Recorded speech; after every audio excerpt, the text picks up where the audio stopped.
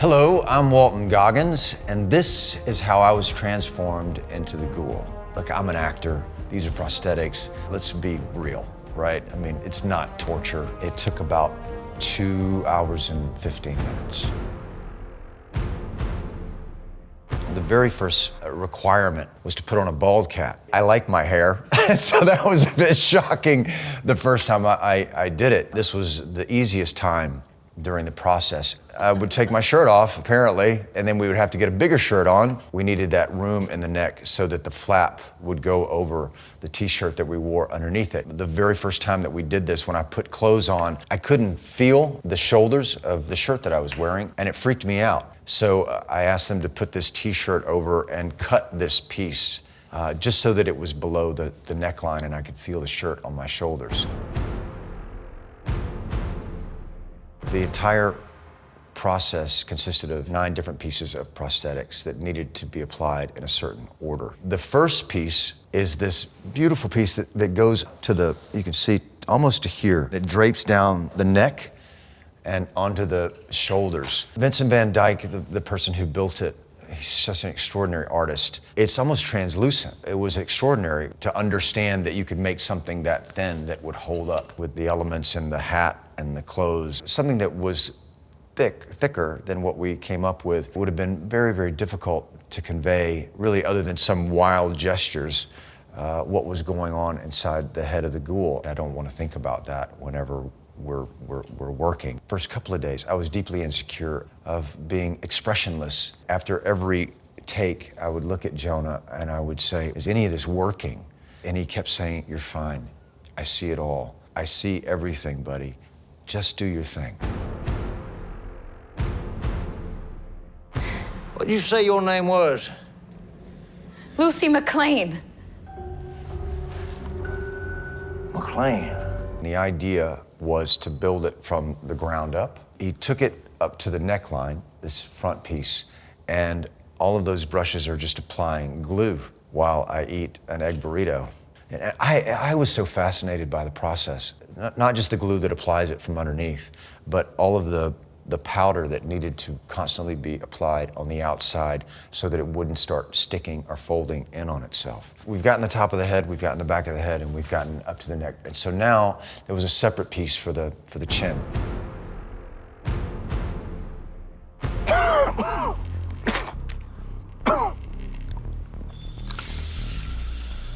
This is when you've got to get really calm, because the piece goes up and over the bottom of your lip. So the lip is loosely pried open the whole day, and it feels like you're in a dentist chair. And as the bottom piece holds your mouth open at the bottom, the top piece holds your mouth open at the top. And there's a built-in little cleft that they did to match the little indentation that we all have, but that I have a pronounced one. I am someone that can sit still for long periods of time, yes, but I am a mover. We needed to architect this in a way that allowed for me to take breaks.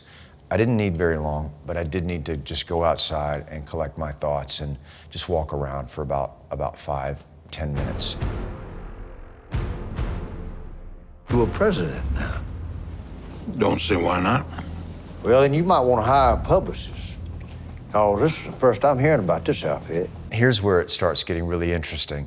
This is the piece that overlaps the top of the head and then comes down to the nose, and then he starts around the eyes. I'm so afraid of anyone touching any part of my eyes. So this was a bit tricky, and it was tricky for Jake, because he's constantly moving around. As you'll see, he doesn't stop moving for 2.5 hours. Oh, I got a little stretch in there. Always keep it loose. And this was one of the most important pieces of the entire prosthetic. It's the one that transitions over the top of the head, over the eyebrows, and then down through the top of your eyelids. And you'll see what he does at the end. You see all these ridges that are along all of these pieces. And right now, he's applying this material that allows him to cut the pieces without using a knife. It just dissolves. These things don't go on seamlessly, right? There is a seam in every single piece, and where they meet, they overlap, but he then has to go at the end of this experience and blend it all. And the first time I went to use my phone, as I always do with Face ID, It was as if the phone was gonna blow up. It was like, this is definitely not you. I don't know who this is, but there's no way I'm letting this dude into your information. So thank you, Apple. It works.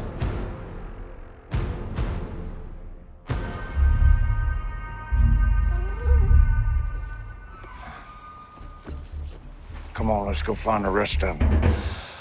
I'm having a panic attack watching this video. These are the biggest, most important pieces of the entire process, both sides of the face. Once he has it up, this is so cool. The whole thing is so cool. He has to get it exactly right on the top of the head, and in order for it to just drape down. Once he gets that in place, the rest of it is pretty easy for him because it doesn't move. The left and the right side overlap the top, they overlap the bottom, and they overlap the two pieces that have already been applied to the upper lip and the lower lip. I didn't develop any tools to cope with it, to be quite honest with you. I'm claustrophobic by nature, and became a scuba diver in order to kind of deal with that. And that teaches you a lot about patience and meditation. You have no choice, as you'll see right here, when the piece is being applied and your mouth is open. You got to keep it open because he has to glue the parts around the mouth to match these two pieces above and below the mouth. So if there is a coping mechanism, it's just to know that this is the reality that you're experiencing right now and to lean into it. We would get to this point where we are right now when these pieces were all on before he began blending everything together, and he gave me a big break, which was about 15 or 20 minutes, just to exhale and to begin thinking about what we were going to shoot that day.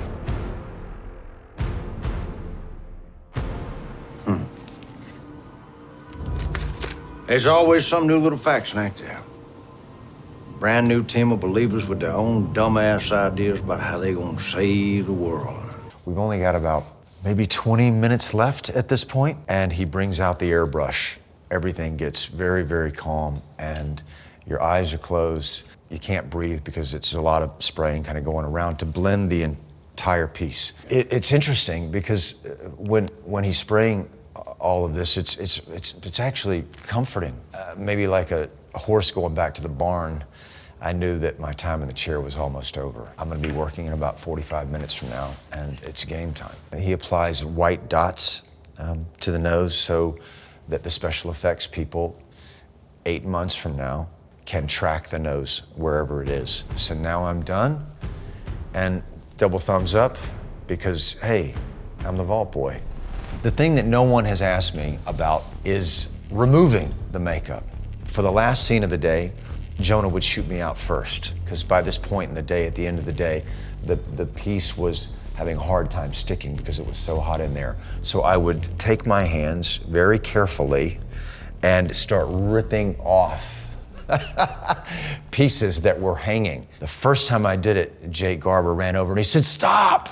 And I said, "I gotta get it off, man. I have to get it off." He said, "Stop. I have to do it with you because you can't pull it from your eyes. If you pull it from your eyes and all the skin comes off, we won't be able to apply it for a week because the skin is so thin around your eyes." That was a big lesson. The pieces that I wasn't able to rip off by the end of the day, the process is holding up the piece, and Jake would do half of my face, and then I would do the other half. And I would just hold the piece up and underneath with a brush just apply this thing that dissolved the glue that was holding it together. A wrap party for this. Yes. All right, we go for a couple of hours, we shake a few hands. It's at our house.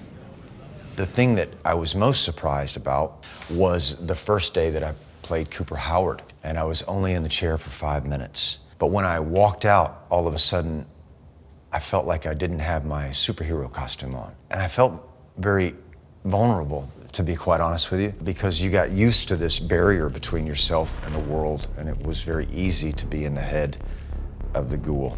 And once that came off, I found it difficult initially to just be a civilian.